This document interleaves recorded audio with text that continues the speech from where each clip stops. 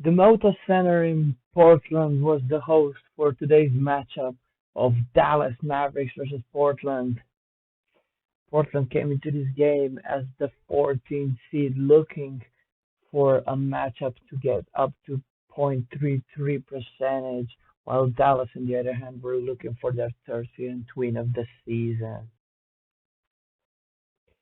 The Mavs started with the lineup of Luka Dončić at the point guard, Kyrie Irving at the two, Dante Exum was starting at the three, Derek Jones Jr. at the power forward, and Derek Lively at the big man spot.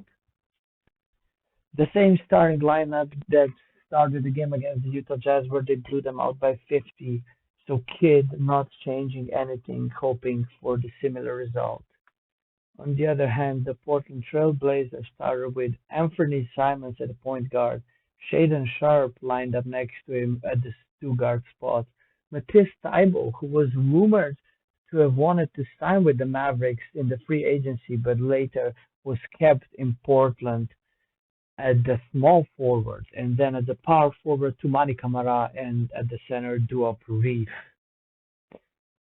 In the first quarter, the Mavericks took a commanding lead, 15 points, dominating the defensive glass, but getting out rebounded on the offensive glass, also getting blocks, while on the other hand, Portland were forcing turnovers, four steals, incredible. Just the problem was Portland shot wasn't falling, 32% from the field goal, 27% from deep, and five turnovers.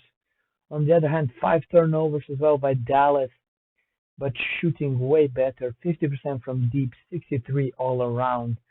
And yeah, gave them a commanding lead into the second quarter. But the Portland Trailblazers were able to respond slightly, getting 4 points back in the second quarter. Not a lot of things were different between Dallas and Portland, just Dallas getting more hustle stats in steals and blocks, while Portland was out rebounding them.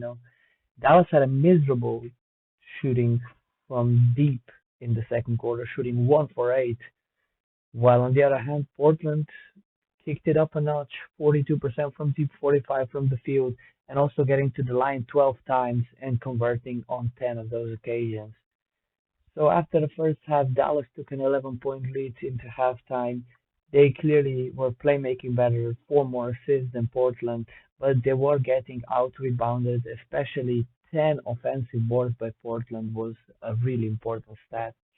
On the hustle stats, four steals for both teams, but Dallas having four blocks compared to Portland one definitely stands out.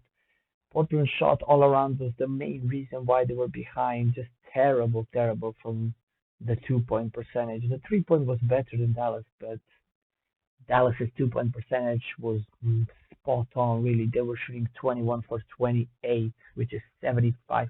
The free throw percentages were pretty equal and didn't make big of a difference. In the second half, started off with another quarter one for Portland, just dominating the offensive glass once more, getting another quarter with four steals, but the shot just wasn't falling for any of the teams. Dallas 28% from deep and 45% from the field, while on the other hand, Portland 35% from the field, but 40% from deep. Four turnovers for each team. It was just a really poor performance by both teams. So in the end, it kind of equaled out. And we got an interesting fight till the end in which the Dallas Mavericks prevailed, won the last quarter by 6 points, and in the end took home the victory.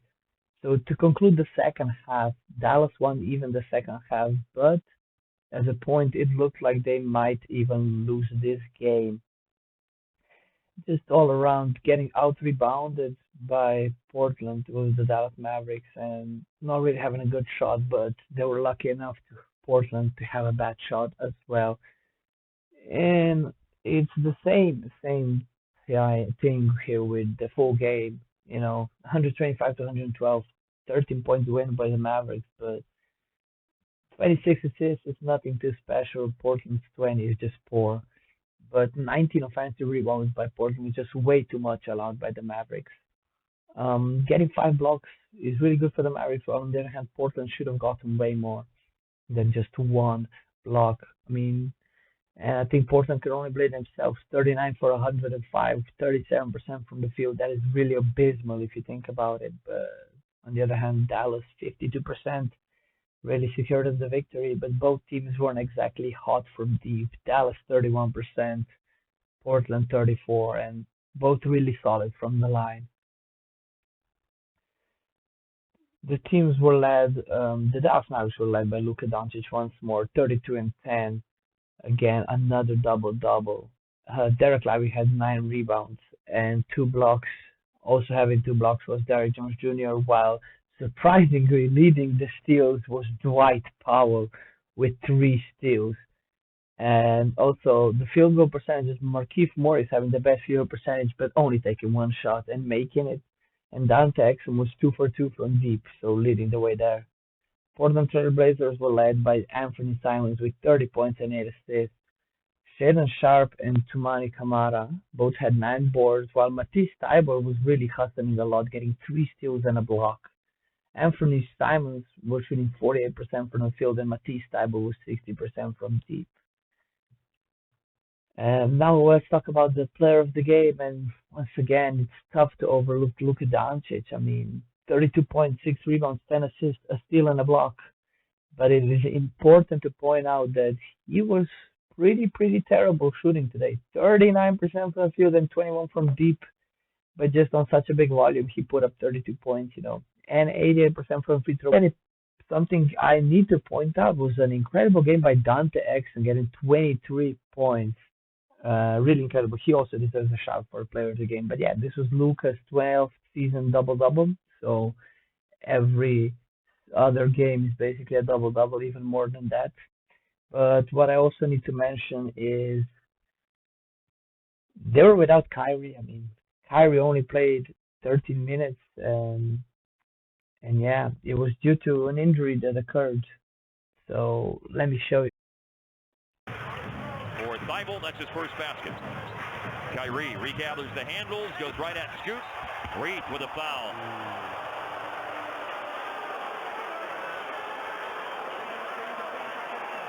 There's some carnage here as you've got Kyrie down and Powell down. And this looks a little bit worse than I initially thought. This is, I didn't like how Kyrie was clutching his ankle there for a minute. No, not at all. He's got free throws to shoot, which I would surmise he will stay in the game and take for the possibility of returning to the game. But watch Powell here. Paul. So yeah, terrible injury by Kyrie. Dwight Powell fell down on his ankle. And yeah, Dwight Powell is not a lightweight man. Even if he was, it's still a full-grown man falling on somebody's ankle. Tough injury. No real reports yet about Kyrie's injuries, but I'm presuming it's going to be at least a couple of games. I mean, it did not look nice. It looks like he probably tore a ligament or something, if I'm being honest. But yeah, if you look at the rest of the Dallas Mavericks, you can see Luka Doncic, yeah, terrible night. Like I said, 39 and 21 from deep, not really good, but still getting 10 assists and 6 rebounds. Another nice thing I would like to point out was a great performance from Tim Hardaway Jr., shooting 7 for 12 from the field. I said in the last game against Jazz, he really, if he were to lift his efficiency, he could be a really useful man off the bench, and that's exactly what he did. I mean, 7 for 12 from the field, 58, and shooting 4 for 9 from deep is another great shot taking, and he got 20 points. I mean, if you look at Dallas Mavericks, 6 guys with 10 or more points, and yeah, just a great all-around performance. And by the way, man, Kyrie, 11 points in 13 minutes and 20 seconds, and again, he was really efficient, 4 for 6, so I feel like, he could have scored a lot of points today, and I don't think the Mavericks should have struggled as much as they did, and it kind of forced Luka again. You can see he played 41 minutes, he was again forced to play a lot. Timmy Hardaway Jr. was playing 36 and a half minutes, and I think now, we might see Tim Hardaway starting, with Dončić Exum still playing the 3, or they will go back to Seth Curry just like they were before after Kyrie's injury, but just terrible for Kyrie, man. Injury comes back, injury. I mean, really tough.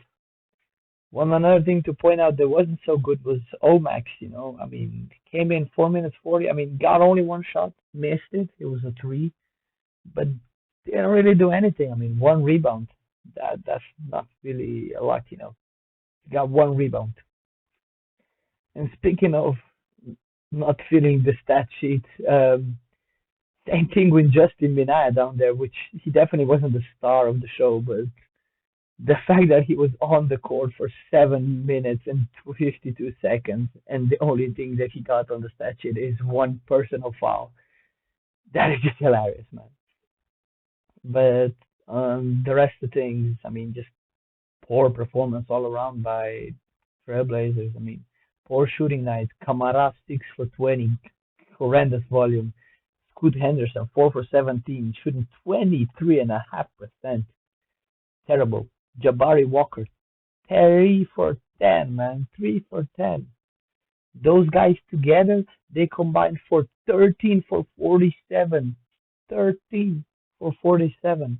They had one third of the team's makes while almost taking up half of the shots. So yeah, those guys really brought them down. Great performance by Anthony Simons, 10 for 21 from the field, 4 for 10 from deep. You saw he got 5 rebounds, 8 assists, but he did get 6 turnovers, which they really could have helped with less turnovers. 15 turnovers in the end, and that is quite a lot if you think about it. But they were great on the offensive glass, especially Tumani Kamara with 6 offensive rebounds. And yeah, that's a pretty good game by him. That was all for today. The Dallas Mavericks secured yet another victory and now move up to the third seed. And yeah, see you guys in the next game.